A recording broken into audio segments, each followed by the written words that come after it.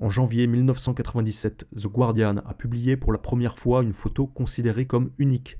Elle perce le mur du secret qui entoure l'une des organisations les plus mystérieuses de Grande-Bretagne en révélant un grand rassemblement de policiers londoniens portant gants blancs, écharpes brodées et tabliers en peau d'agneau. Au moment où la photo a été prise, ces 60 hommes étaient tous membres de la loge maçonnique 91-79, plus connue sous le nom de Manoir St. James. Cette loge, fondée en 1986, est exclusivement réservée aux officiers de police de Scotland Yard.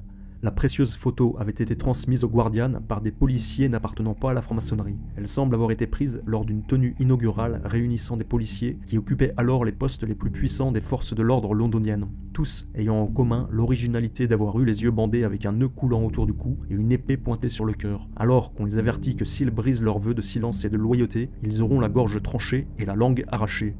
Un peu comme chez les mafieux. C'est-à-dire qu'on a là des réseaux de pouvoir, et on le sait dans le cas de l'inceste, l'emprise, le pouvoir, c'est important, mais c'est aussi important en démocratie. Est-ce qu'on va mettre fin à des réseaux qui empêchent de réellement exercer la volonté des peuples? Je pense que ça aussi, c'est une question essentielle. C'est sur l'avenir qu'on va juger.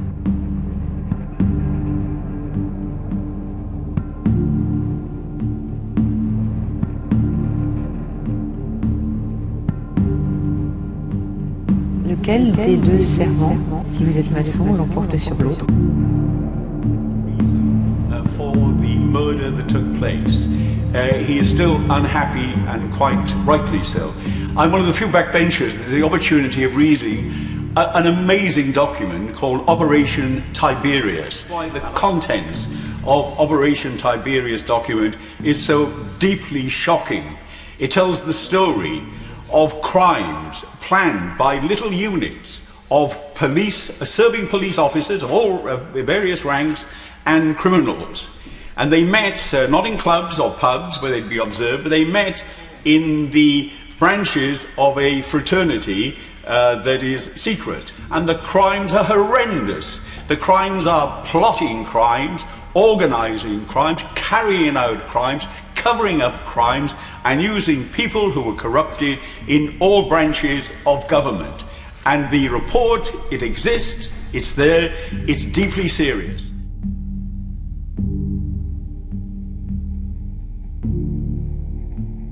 En 2014, le quotidien britannique The Independent rapportait avoir eu accès à un rapport secret de Scotland Yard révélant que l'ensemble du système était infiltré par le crime organisé, autant la police que la magistrature. L'enquête interne nommée Opération Tiberius a permis de mettre en lumière un vaste réseau de corruption au sein même de la police, notamment de Scotland Yard. L'opération Tiberius a révélé que des criminels notoires avaient compromis de nombreux policiers, ainsi que des piliers de la justice pénale, magistrats et avocats. La conclusion du rapport Tiberius parle, je cite, d'une corruption policière endémique et affirme que certains des plus dangereux criminels de Grande-Bretagne ont ainsi pu infiltrer Scotland Yard à volonté. Chantage, corruption de magistrats, falsification de preuves, ingérences diverses et variées, coopération étroite entre officiers supérieurs de la police et criminels, notamment dans des affaires de drogue et de prostitution.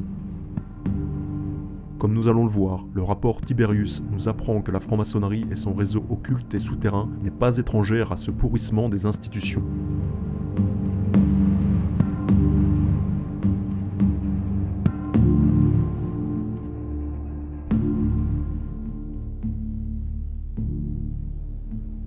It's usually brushed aside as conspiracy theory, and there are some outlandish allegations out there, but every now and then you get something more solid about how the Freemasons operate in Britain.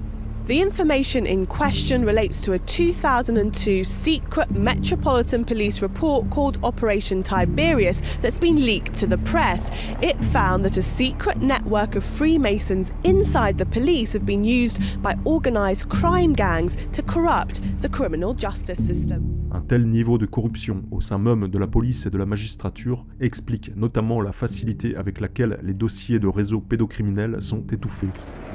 It's estimated that of 135,000 serving policemen in Britain, 22,000, or 1 in 6, are Freemasons.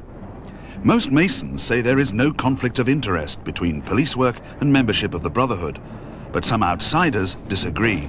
What is certain, and I've seen the evidence for it and other people have seen it, that there are lists of lodges which include active criminals and serving policemen in the same lodge, and that can never be right. Critics also worry that Masons are concentrated in many other powerful institutions, notably the law. Confidential Masonic documents reveal that hundreds of magistrates are Masons. I think that people use Freemasonry or for the wrong purposes. They use it as a way to get on, to improve their position, to get promotion. And corrupt people use it to carry out their corruption in a secret manner. And for me, the way forward is quite properly to have an outside force investigation, and that's been called for as I understand it. I think it's very important that right up front, everyone is required to declare whether they have been or currently are a Mason. Section 81 of the Waterhouse Report touches on it very fleetingly. It may or may not be a problem, but let's have it out in the open and make sure that people know what's going on. Well, because the Masons were, and maybe still are, very powerful here. I mean, do you think there were people being protected by pillars of the establishment? I don't know. I mean, I you know, there's an investigation to be done, and clearly that's not me because I'm retired. But the fact that the questions there needs solving, it needs clearing once and for all, and the suggestion that there could be undue influences has to be dealt with. I'm not going to talk to you.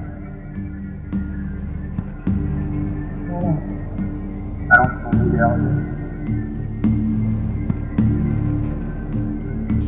La BBC a elle-même traité de l'opération Tiberius dans un documentaire de 2016 intitulé Cops, Criminals, Corruption, The Inside Story. This is the story of the battle against bank cops, revealed for the first time by those who were there. In 2002, a secret Met report called Tiberius warned that some officers were in the pay of crime groups like the Hunt Syndicate. Tiberius concluded that organised crime is currently able to infiltrate the Metropolitan Police Service at will. Bien évidemment, ce documentaire d'1 heure passe sous silence la nature du réseautage ayant facilité l'enracinement de cette corruption. Avec la BBC, le temple est couvert. Car en effet, le quotidien The Independent a non seulement révélé publiquement l'opération Tiberius, mais également le ciment reliant les traîtres fonctionnaires corrompus, c'est-à-dire la franc-maçonnerie. Le journaliste Tom Harper a révélé le secret de Polichinelle. Des réseaux occultes de francs-maçons sont à l'origine de la corruption du système judiciaire. Le rapport explosif de l'opération Tiberius a divulgué que les criminels utilisent leurs contacts au sein de la franc-maçonnerie pour, je cite, recruter des officiers corrompus à Scotland Yard. Autrement dit, les frères au poste clé s'entraident dans la criminalité, faisant passer le serment maçonnique avant l'intérêt public. Tandis que les médias mainstream pleurnichent en criant à la théorie du complot dès que l'on effleure le sujet des réseaux maçonniques nuisibles et parasites, l'opération Tiberius et par la suite le projet Riverside ont clairement mis en lumière cette crasse institutionnelle qui conduit régulièrement à des propositions de loi visant à ordonner légitimement que tous les policiers et juges déclarent leur appartenance à cette société secrète. Le secret ou la discrétion, selon comment on le dit, ça alimente aujourd'hui la thèse des complotistes qui sont particulièrement virulents en ce moment. Vous le constatez, ça? Vous essayez de vous battre contre cette idée qu'il y aurait un complot maçonnique général? Ce complotisme, je pense, est quand même en lien avec le secret. Et si on déjoue un petit peu ce caractère secret, je veux dire, il n'y a pas de complotisme. Enfin, moi, je n'en vois pas. Je pense que ça, c'est dans les têtes aussi. L'idée qu'il existe des procédures secrètes, des savoirs secrets, des connaissances, des pratiques, etc., tout cela fait partie, quelque part, d'un imaginaire fantasmagorique qui génère des fantasmes, qui génère des passions, qui génère des croyances, Le député britannique Dale Campbell-Savers a lui-même publiquement déclaré que plus de 250 policiers ont été contraints de démissionner suite à des enquêtes internes ayant révélé leur appartenance à certaines loges maçonniques dans le cadre d'un complot criminel. La question qui se pose maintenant est la suivante. Si les réseaux maçonniques sont secrets, comment le public profane peut-il avoir la certitude que ce problème est aujourd'hui éradiqué, notamment dans le système judiciaire de la République française, désormais tristement connu sous le nom de Pédoland ?